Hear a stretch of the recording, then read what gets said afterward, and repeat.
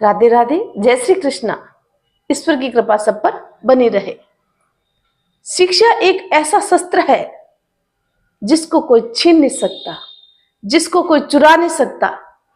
हम कहीं भी उसको ले जा सकते हैं, देश में विदेश में, हर जगह सुरक्षित है। और शिक्षा के माध्यम से हम खुद तो शिक्षित होते ही अपने जीवन को संवार सकते हैं, सुंदर बना सकते हैं।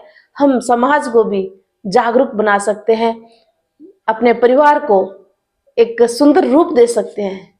इसलिए शिक्षा के माध्यम से हम अपने आप को इतना सबल बनाएं, उसका सदुपयोग करें, हमने परिवार को एक नया रूप देने का प्रयास करें।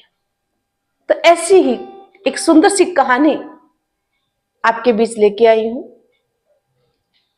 रीना नाम की एक महिला थी, 32 वर्षीय। उसका अपना एक परिवार था, बच्चे थे। वो अपने गृह गृहस्थी के काम में हमेशा व्यस्त रहती थी। परंतु जब वो बचपन में पढ़ती लिखती थी तो स्कूल के अध्यापक अध्यापिका हमेशा ही उसकी तारीफ करते न थकते थे। उसको हमेशा ही कहते, बेटा तू बड़ी तेज बुद्धि की है, तीक्ष्ण बुद्धि की है। माता पिता को भी हमेशा ही कहते कि निश्चित ये आपका और हमारा नाम रोशन करेगी। परंतु जो सोचते हैं ना, वो कभी होता नहीं है। परिस्थितियां ऐसा मोड़ लेती है कि रीना की शादी 10th पास होते ही हो जाती है। अब बच्चे पहले बोलते नहीं थे, जैसे जिस प्रकार से माता पिता जैसा कुछ करते वो वैसे ही उसमें जो है अपनी हामी भरनी ही पड़ती थी, कोई रास्ता नहीं था। एक कशक उसके जीवन में थी कि मैं अपनी पढ़ाई पूरी न कर सकी। अब वो अपने परिवार में इतनी व्यस्त रहती है, हमेशा उसको इस बात की एक खालीपन जो है उसको इस बात का लगा रहता है कि मैंने अपनी पढ़ाई पूरी नहीं की। अब बच्चे भी बड़े हो गए, स्कूल जाने लग गए। अब उसके जो बड़ी बच्ची थी वो स्कूल से रोते रोते आती है, मम्मी मम्मी मम्मी। तो रीना ने कहा, हाँ बेटा बोल, क्या बात है बेटा? बोले, मम्मी मुझे स्कूल में मैथ बिल्कुल भी समझ में नहीं आती और मुझे डांट पड़ती है। मैं बहुत कोशिश करती हूँ, उसके बावजूद भी मुझे मैथ सब्जेक्ट समझ में आता ही नहीं है। और मैं किससे पढ़ूं? तब रीना ने कहा, बेटा रो मत। पहले तो मुस्कुराई और बोला, बेटा मैं तुझे पढ़ाऊंगी। फिर वो अपनी पुरानी पुस्तकें जो उसके पास थी संजो के रखी थी और अपनी बिटिया की पुस्तक लेकर के और उसे पढ़ाना प्रारंभ करती है, अपना काम करके, और उसको फिर पढ़ाती है। वो उसके इतने अच्छे नंबर आने लग गए, वो बड़ी खुश हो गई, मम्मी आप पढ़ी लिखी हो, आपको इतना कुछ आता है।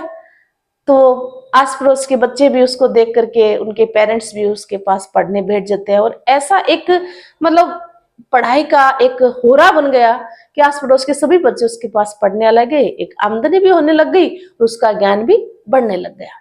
अब घर में उसके पति को, सास ससुर का पता चला तो उन्होंने कहा कि बेटा तेरी इच्छा है पढ़ने की, बच्चे तो बड़े हो रहे हैं, हम संभाल लेंगे, अगर तेरी इच्छा है तो तू पढ़ सकती है, परंतु हम रेगुलर तो तुम्हें नहीं भेज सकते।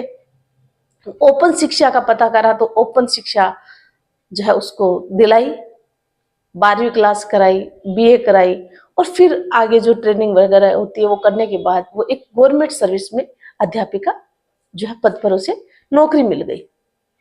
उसकी खुशी का कोई ठिकाना नहीं, बच्चे भी खुश, परिवार भी खुश और वो भी खुश।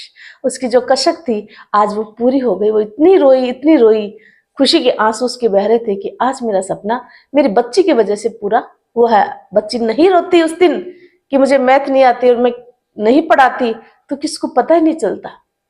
तो कहते हैं ना, कब क्या माता पिता ने 10th का बेस ऐसा मजबूत तैयार किया था कि वो बच्ची रीना आगे पढ़ पाई, एक नौकरी प्राप्त कर पाई और अपने परिवार को अच्छे से वो जो है संभाल सकी।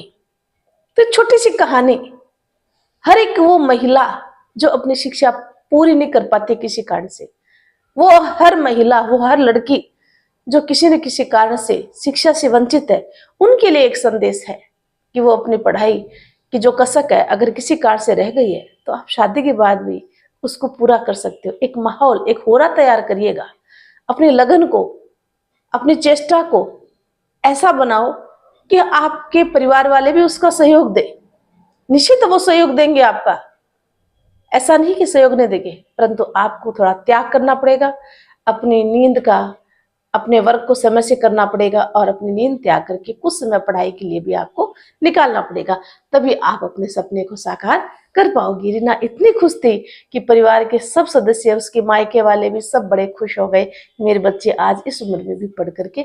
तो इस छोटी सी कहानी से क्या मैसेज मिलता है, क्या शिक्षा मिलती है, इसका मोरल क्या है? इसका मोरल यही है कि विद्या रूपी धन कभी व्यर्थ नहीं जाता, नहीं उसमें कोई बाधा उम्र की आती है, बल्कि विद्या तो वो धन है जिससे वो अपने परिवार को तो संभालती है, संवारती है, साथ में समाज को भी एक नया रूप देने का प्रयास जो है करती है। तो उम्मीद करती हूँ ये छोटी सी कहानी बहुत सारी जो ऐसी लड़कियां हैं हमारे समाज में, उनके जीवन को बदलने में सहयोग करेगी। और मिलते हैं फिर नई कहानी के साथ। और चैनल पर नए हैं तो चैनल को सब्सक्राइब करें, लाइक शेयर जरूर करें। तब तक धन्यवाद।